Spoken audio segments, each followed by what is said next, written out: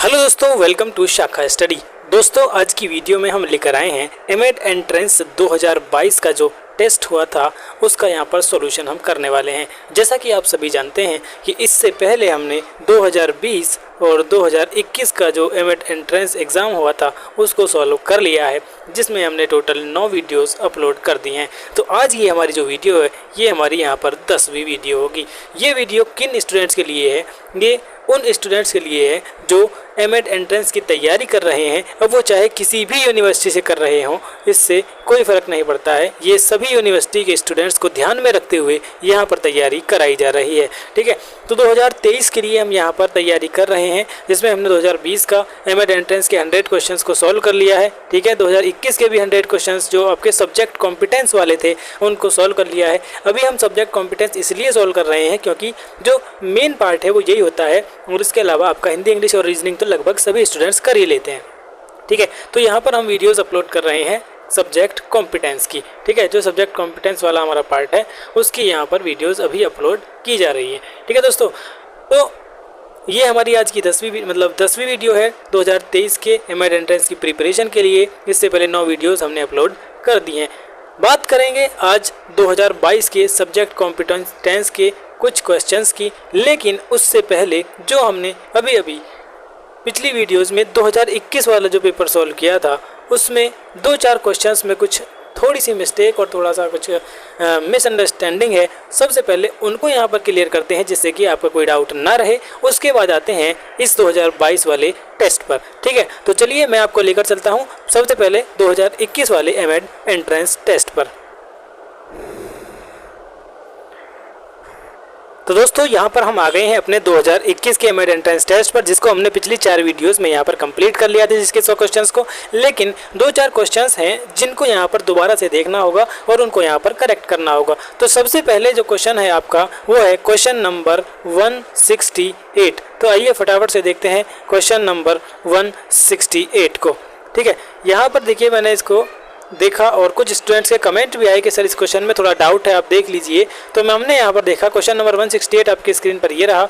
Law of exercise enables student to, यानी अभ्यास का नियम विद्यार्थियों को किस योग्य बनाता है। ठीक है, ऑप्शन है आपके डिलीजेंस, इंटेलेक्चुअल इंसाइट या फिर प्रॉब्लम सॉल्विंग, यानी परिश्रम, बौद्धिक सूझ या फिर समस्या समाधान। तो इसका जो ऑप्शन हमने लगाया था ऑप्शन ए लगाया था, परिश्रम यानी डिलीजेंस। लेकिन जब इसको आप गहनता से अध्ययन करेंगे और देखेंगे कि अभ्यास का नियम जो है, यानी जब हम कोई किसी काम को बार बार करने की कोशिश करते हैं, मान लो कोई काम नहीं हो रहा है और हम अभ्यास करे जा रहे हैं, तो फिर क्या होता है कि वो काम हमसे होने लग जाता है, यानी कि जो चीज़ हमसे नहीं हो रही थी वो होने लगती है। तो इसका मतलब हमारी जो प्रॉब्लम थी उस प्रॉब्लम को हमने सॉल्व करना सीख लिया है।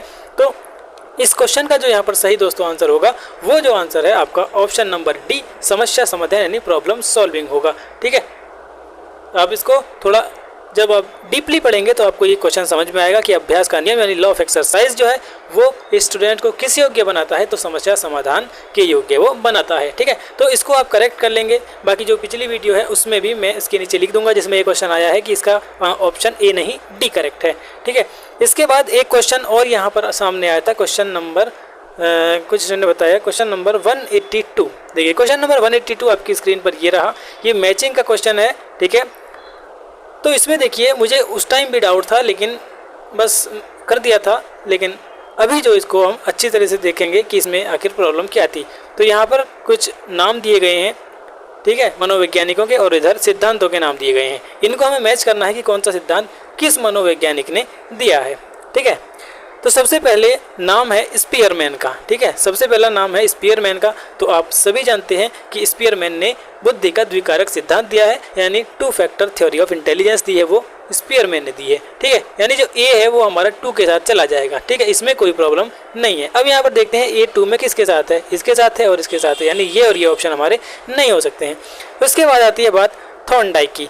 थॉर्नडाइक ने आपका दिया है multi theory factor of intelligence, यानी कि बुद्धि का बहुकारक सिद्धांत। ठीक है, थॉर्नडाइक ने कौन सा दिया है आपका, बुद्धि का बहुकारक सिद्धांत, यानी जो आपका ये बी ऑप्शन है ये आपका 4 के साथ चला जाएगा। बी ऑप्शन आपका 4 के साथ यहाँ पर चला जाएगा। इसके बाद आता है गिलफोर्ड। गिलफोर्ड ने आपका यहाँ पर क्या दिया है दोस्तों, तो स्ट्रक्चर ऑफ इंटेलिजेंस जो है यानी कि बुद्धि की संरचना का जो नियम है, संरचना जो बताई है वो आपकी गिलफोर्ड ने बताई है। तो सी जो है वो आपका 3 के साथ यहाँ पर चला जाएगा, ठीक है। और उसके बाद ऑप्शन है आपका यहाँ पर डी गार्डनर, और गार्डनर के लिए एक ही ऑप्शन बचता है और वह है सामाजिक बुद्धि।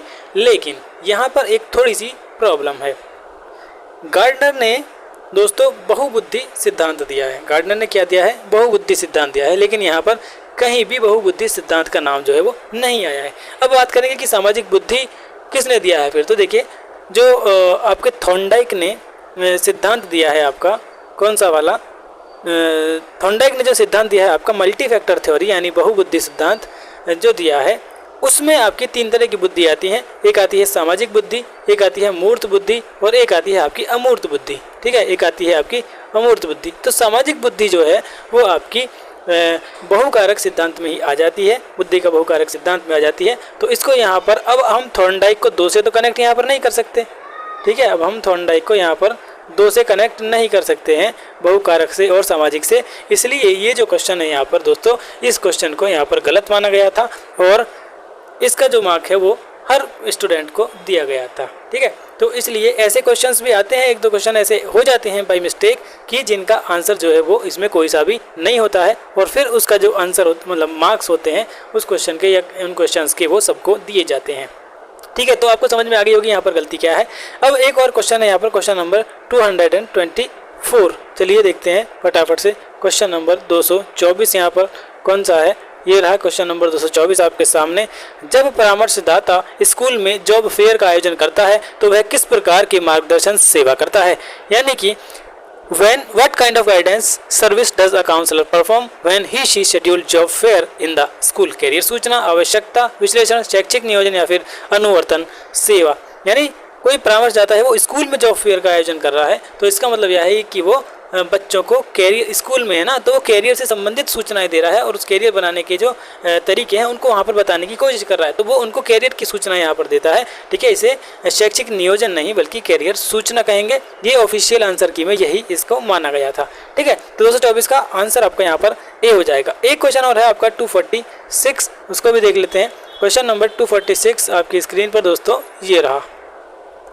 क्वेश्चन नंबर 246 है यहाँ पर, देखिए शिक्षा के समाजशास्त्र को शिक्षा और समाज के बीच संबंधों के अध्ययन के रूप में संक्षेप में परिभाषित किया जा सकता है। यह परिभाषा किसने दी थी, ठीक है। तो सोशियोलॉजी ऑफ एजुकेशन में be defined briefly as relation between education and society, ठीक है। तो ये जो परिभाषा है ये किसने दी थी? पाइने ने, कार्टनर ने, ओटावे या फिर ब्राउन ने। तो 246 का जो आंसर है दोस्तों वो यहाँ पर इसका सी है। ये जो परिभाषा दी थी आपकी ओटावे ने दी थी, ये पाइने ने नहीं दी थी, ठीक है। पिछली वीडियो में हमने बताया था कि ये पाइने ने दी थी, लेकिन ये जो परिभाषा है दोस्तों आपकी ओटावे ने दी थी। तो 246 का भी यहाँ पर आपका आंसर जो है वो सी सही हो जाएगा, इसको भी आप करेक्ट कर लें। क्वेश्चन नंबर 247 के बारे में भी एक स्टूडेंट ने कमेंट किया था कि सर ये क्वेश्चन में थोड़ा सा डाउट है, ठीक है। तो देखिए फ्लेंडर्स अंतःक्रिया विश्लेषण, Flanders interaction analysis technique is used for modifying and improving what, non verbal behaviour, verbal behaviour या दोनों या कोई नहीं, यानी अशाब्दिक व्यवहार, शाब्दिक व्यवहार या फिर ए और बी दोनों या इनमें से कोई नहीं, ठीक है।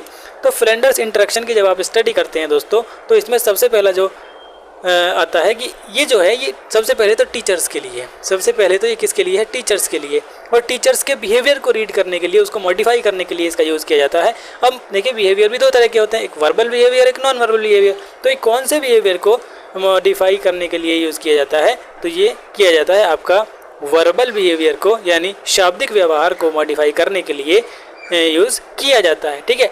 तो इसका जो ऑप्शन है आपका यहाँ पर बी ही सही होना चाहिए दोस्तों, ठीक है। उस टाइम भी मुझे इसमें डाउट था, लेकिन क्योंकि ऑफिशियल आंसर की में इसका आंसर सी दिया हुआ है, इसलिए मैंने आपको यहाँ पर सी ही बता दिया था। लेकिन जब मैंने अब इसको दोबारा से आपका कमेंट देखकर इसको दोबारा से रिसर्च किया है, तो इसका आंसर दोस्तों बी ही होगा। इसका आंसर सिर्फ आंसर की में नहीं, जो रिवाइज्ड आंसर की आई थी उसमें भी इसका आंसर सी ही दिया हुआ है, जो कि गलत है। आंसर इसका बी होना चाहिए, वर्बल बिहेवियर। इसका जो डेवलप किया था वो आपका फ्लेंडर ने किया था, और कब किया था? 1959 में किया था। इसमें जो है टोटल 10 पॉइंट्स पर बात की जाती है, जिनमें 1 से लेकर 7 तक आपके टीचर्स टॉक से रिलेटेड है, यानी टीचर्स से रिलेटेड है, ठीक है।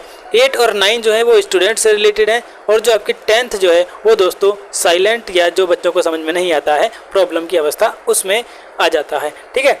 तो ये जो है यहाँ पर आपके कुछ क्वेश्चंस थे जिनमें यहाँ पर थोड़ी सी गड़बड़ हो रही थी, तो मैंने यहाँ पर आपको बता दिए। एक क्वेश्चन और है, आखिरी क्वेश्चन, इसके बाद हम अपने मेन उस पर चलते हैं, 2022 वाले पेपर पर चलते हैं। तो 249 जो क्वेश्चन है यहाँ पर ADDIE का पूर्ण रूप क्या है, तो इसका भी यहाँ पर आंसर थोड़ा सा मॉडिफाई करना है। हालांकि मैंने पहले भी इसका आंसर सही बताया था, ए ऑप्शन शायद हमने यहाँ पर लगाया था, analysis, design, development, implement and evaluation. ठीक है, अब देखिए यहाँ पर जब आप गौर करेंगे तो option A and option D जो है वो बिल्कुल सेम है, एज इट इज है। देखिए analysis, design, development, implement, evaluation. ठीक है, तो ये जो दोनों ऑप्शन है ये दोनों ही सही है, तो इसमें ए एंड डी यहाँ पर आंसर इसका सही होगा। ठीक है दोस्तों, तो इस तरह से ये जो भी डाउट थे इस पेपर में हमने ये सारे यहाँ पर सॉल्व कर लिए हैं। ठीक है, अब चलते हैं हम अपने पेपर 2022 वाले पर और उसको यहाँ पर सॉल्व करने की कोशिश करते हैं।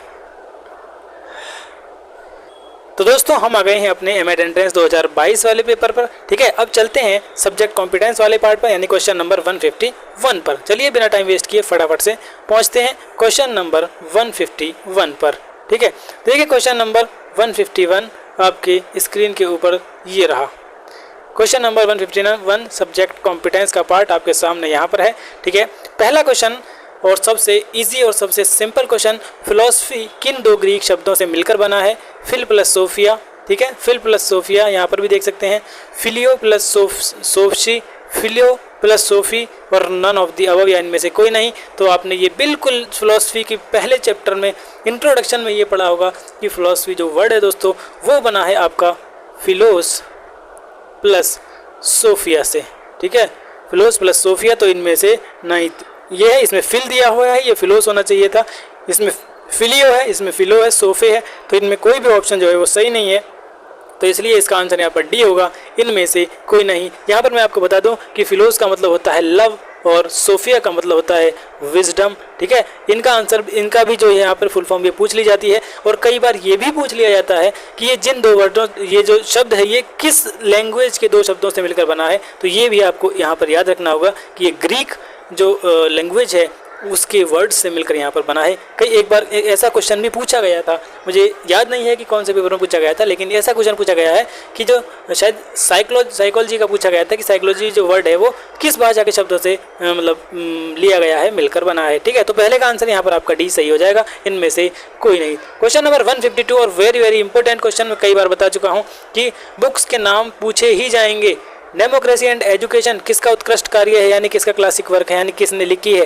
पहला option John Dewey, James Ross, Rousseau, O'Connor. ठीक है, तो मैंने आपको इससे पहले दो पेपर जो सॉल्व कराए हैं उसमें बहुत सारे फिलोसफर्स और सोशोलॉजिस्ट जो हैं उन सब की जो जितने भी इंपॉर्टेंट है, जितने मुझे इंपॉर्टेंट लगते हैं, जितने भी पेपर्स में आए हैं उनके यहाँ पर मैंने बुक्स के नाम आपको बताए हैं। तो यहाँ पर देखिए जो डेमोक्रेसी एंड एजुकेशन है उसके वो मैंने आपको बताई थी, वो किसकी बुक है? वो जॉन डीवी की बुक है। जॉन डीवी की बुक बहुत ही इंपॉर्टेंट है, एक क्वेश्चन जरूर आएगा, लिख कर रख लीजिए आप, किसी भी यूनिवर्सिटी के आप स्टूडेंट हो एक क्वेश्चन जरूर आएगा, जॉन डीवी की बुक्स के बारे में पूछेगा आपसे, इसलिए पिछली वीडियोज़ देख लीजिए, मैंने उसमें जॉन डीवी की बहुत सारी बुक्स आपको बता रखी हैं। ठीक है, अगला क्वेश्चन है, शिक्षा से मेरा अर्थ है कि बच्चे और मानव शरीर, बुद्धि और आत्मा का सर्वश्रेष्ठ चित्रण करना किसके द्वारा किया गया है? यानी कि शिक्षा से मेरा अभिप्राय है, by education I mean drawing out of the best in child and man body mind and spirit, who said these lines. ठीक है, तो ये किसने कहा था दोस्तों? स्वामी विवेकानंद ने,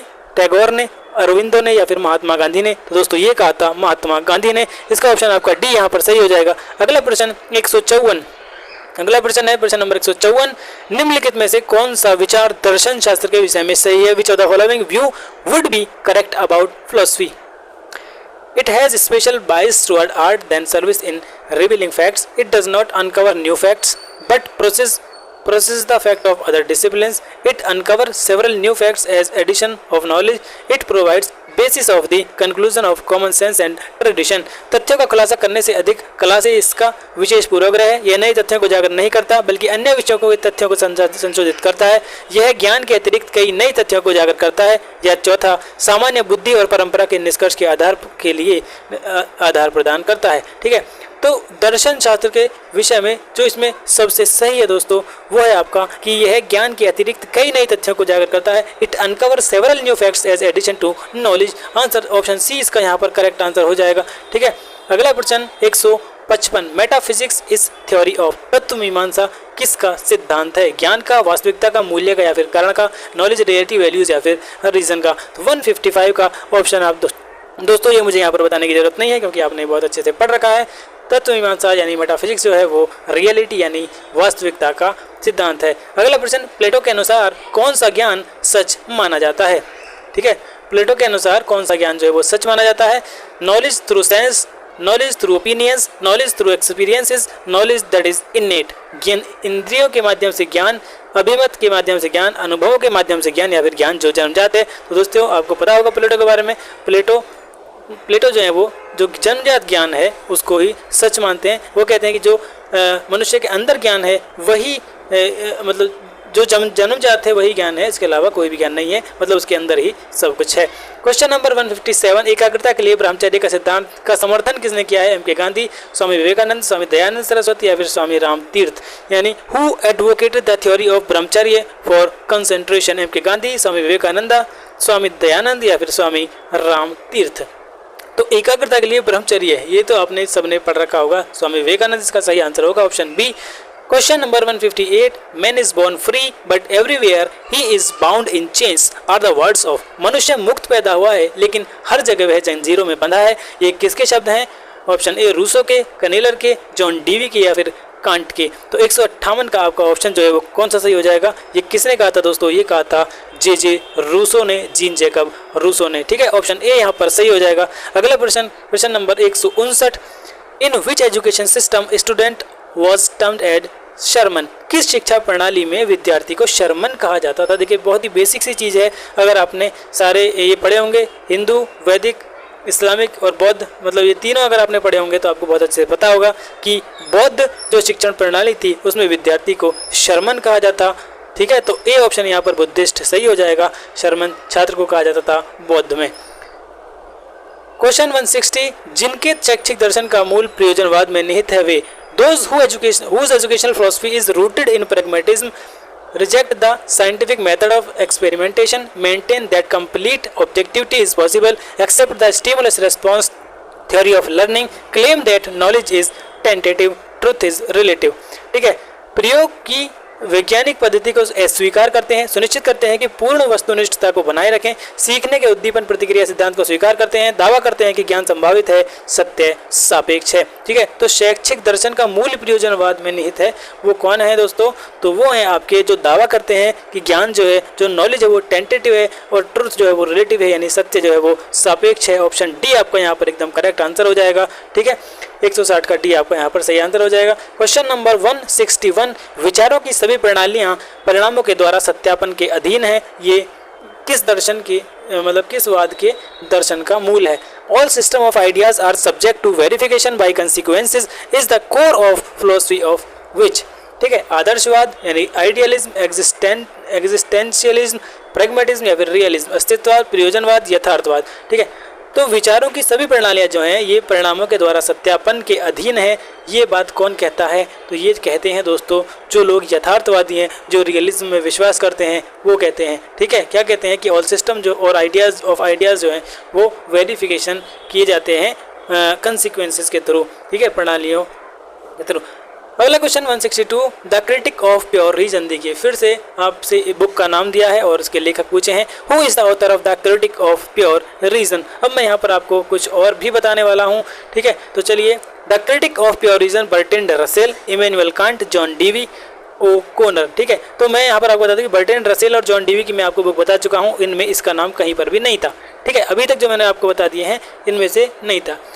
तो यहाँ पर पहले इसका आंसर जान लीजिए। तो इसका आंसर है दोस्तों इमैनुअल कांट, यानी बी इमैनुअल कांट के द्वारा ये बुक लिखी गई है। अब इनकी मैं आपको एक दो बुक और मैं यहाँ पर आपको बताऊँगा जिन्हें आप ज़रूर वहीं पर लिख लें जहाँ पर आपने और बुक्स के नाम लिखे हैं और इनके लेखकों के, जॉन डीवी और जो मैंने बर्ट्रैंड रसेल, रूसो और उसके अलावा मैंने आपको बता रखी है जिड्डू कृष्णमूर्ति, प्लेटो, बहुत सारे जो आपके फिलोसफर्स और सोशियोलॉजिस्ट हैं उनकी मैंने बुक्स यहाँ पर बता रखी हैं। तो सबसे पहले अब यहाँ पर बात करते हैं इमैनुअल कांट की। तो the critique of pure reason तो आपकी हो ही गई। उसके अलावा है आपकी द परपेचुअल पीस, द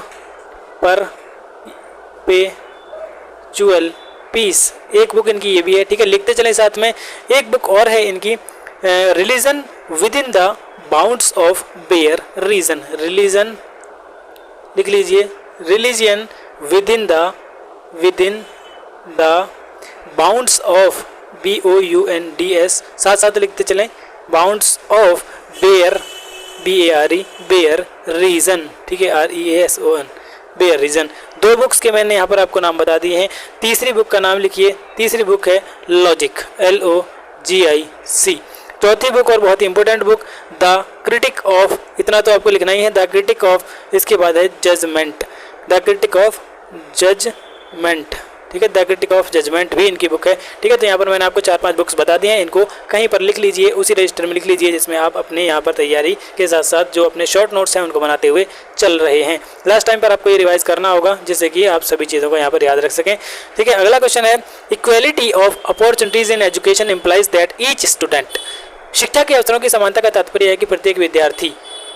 दोस्तों यहाँ पर मैं आपको एक बात बता दूं कि मुझे 3 साल हो गए यहाँ पर तैयारी कराते हुए एमएड एंट्रेंस की, ठीक है। मैं कोई यहाँ पर नया बंदा नहीं हूँ कि मैं आया और आपको बस पेपर सॉल्व कराने शुरू कर दिए हैं। यहाँ पर आपको लग रहा होगा छोटा सा चैनल देखकर, 50-60 सब्सक्राइबर देखकर कि ये तो अभी अभी शुरू हुआ है। इससे पहले मेरा एक चैनल था जिस पर 10,382 सब्सक्राइबर्स थे और लगभग 384 वीडियोज़ मैंने अपलोड कर रखी थी, ठीक है। लेकिन वो चैनल अभी 3 मई 2023 को डिलीट कर दिया गया, जिसमें लगभग 10,382 सब्सक्राइबर और इतनी वीडियोस थी। लगभग एमएड की जो वीडियोस थी वो 150 प्लस वीडियोस मैंने अपलोड कर रखी थी, लेकिन अब ये दोबारा से मुझे यहाँ पर अपलोड करनी पड़ रही है क्योंकि अब वो चैनल के साथ साथ पूरा मटेरियल भी जो था, पूरी वीडियोस थी, वो सब यहाँ पर डिलीट हो चुकी हैं, ठीक है दोस्तों। तो इसलिए मैं यही बताना इसलिए ज़रूरी होता है क्योंकि आप देखें कि ये 50-60 सब्सक्राइबर वाला चैनल है, ये क्या हमें तैयारी कराएगा, ऐसा नहीं है। मैं यहाँ पर 3 साल से तैयारी आपकी करा रहा हूँ, ठीक है। इसलिए आप बेफिक्र होकर यहाँ पर तैयारी करते रहें, ठीक है। तो इस क्वेश्चन के ऑप्शन पढ़ते हैं कि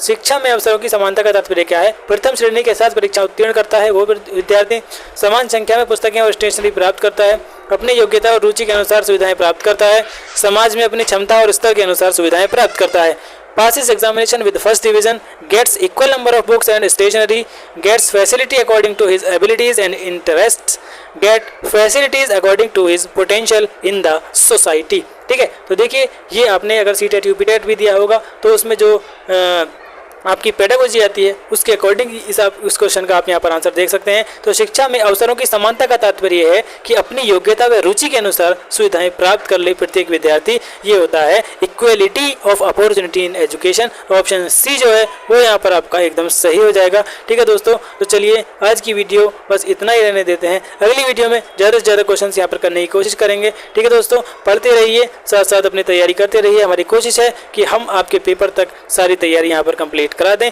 तो दोस्तों मिलते हैं नेक्स्ट वीडियो में कुछ और क्वेश्चंस के साथ, तब तक के लिए बाय बाय।